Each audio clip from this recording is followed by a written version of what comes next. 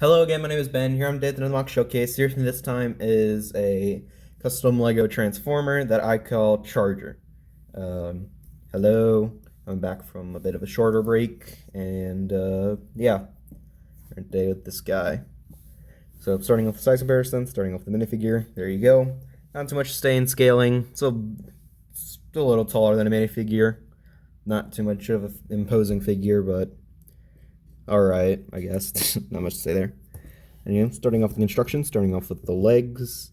You'll see here on the side of them, you'll see this little tire attached on a pinhole with an axle where you can see it's attached to the brick there. It's one of the tan ones, so it gets the looser connection so the wheel can freely spin.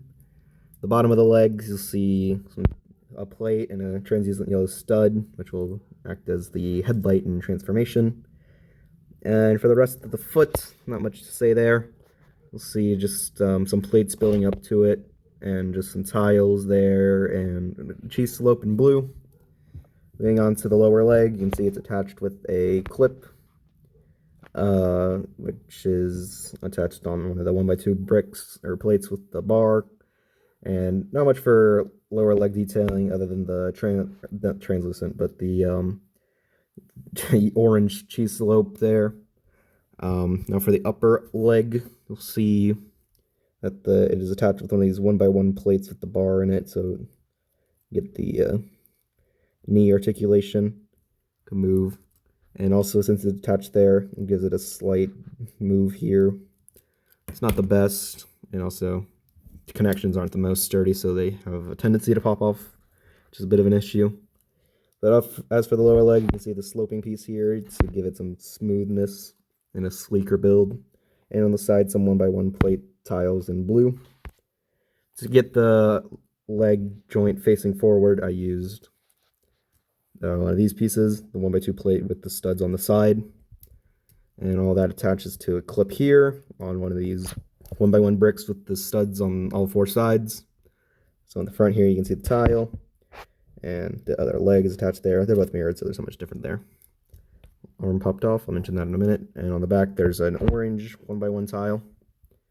Moving on to the torso, it's attached because it has some waist articulation. It's attached on a stud here, which is on a 1x2 brick with a Technic pinhole. So it gets a swivel. Leg popped off again. My apologies, not the best build. But as you can see here on the front, we get this front torso assembly is built using one of these 2x2 bricks with the wings on the side in white. And on the front here, using one of these slope pieces in blue and a 1x2 tile in orange. Taking that off, you can see how most of that's constructed. You can see where the head's attached. On a 2x2 brick, on the top is a 1x2 tile, or 1x2 jumper tile, where the head's attached so it can move side to side. And also you can see here, some of these pieces here building up the upper shoulders.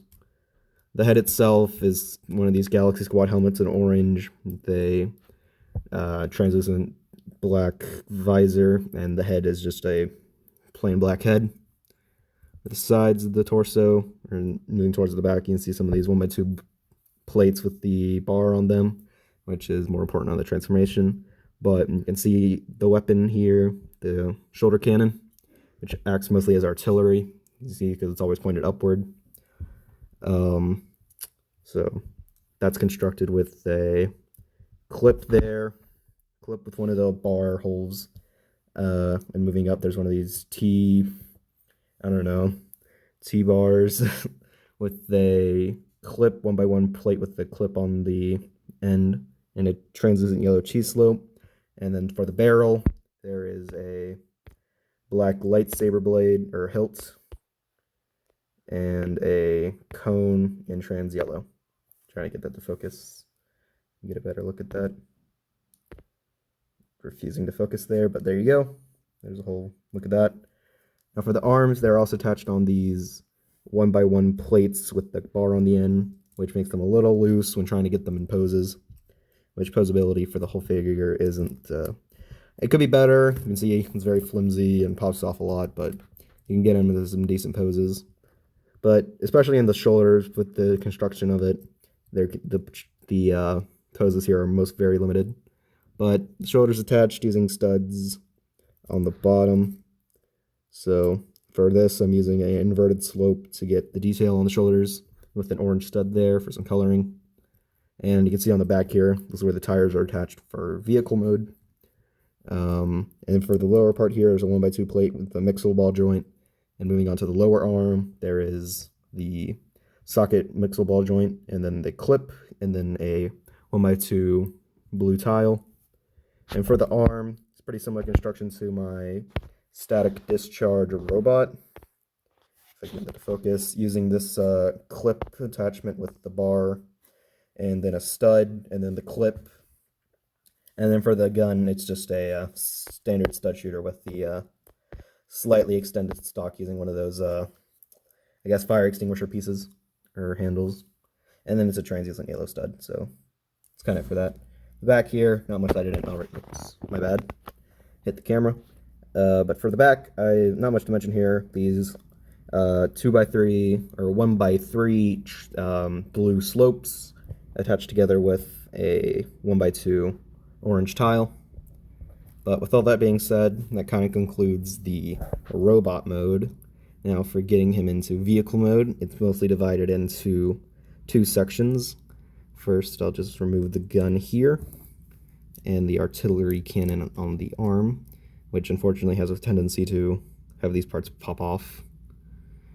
Now for the top part, we move this part forward, straighten this one out, move the arms like this, and then they clip into the bars in the back of the torso.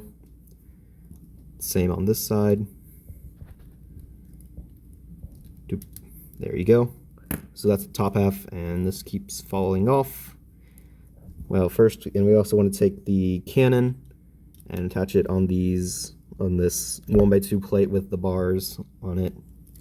Now for the lower legs, it's pretty simple, but first we just take this open stud part here and attach the top of the gun right there. And then we want to put this up and then flip this all around, move the legs, straighten them up, and then just fold them in, get them all straightened out, and then put the cannon back down, make sure it's all straight and level with the ground, and then there. And there we go. Just lower that down a bit because it's a little low. Now he is in his vehicle mode. Nothing too remarkable, especially towards the end, because you can still clearly tell that their legs and they're still clearly detached and don't connect at all. It's not the best. I was really just trying to experiment with a good way to try and get this to work, and this is as good as I was going to get. I'm not really sure how to perfect it, but this was meant to be more of an experiment to see if I could get something like a Transformer to really work in LEGO. I know there are ways that others have done it, but I wasn't really looking at those. I was trying to get my own. But as I already said earlier, you can see the studs at the bottom of the foot turn into headlights, and then you can see just the wheels on the sides, and then really just can roll around, I guess. The cannon can move up and down, getting a bit more range than it can in the robot mode. But yeah, not much really else to say about it. It's just a car. It's meant to be a type of car. Not really sure what kind, but it's a car. And then there you go, kind of just gets a little lower to the ground. But with all that being said, that kind of concludes the video. I hope you enjoyed this somewhat new design by me.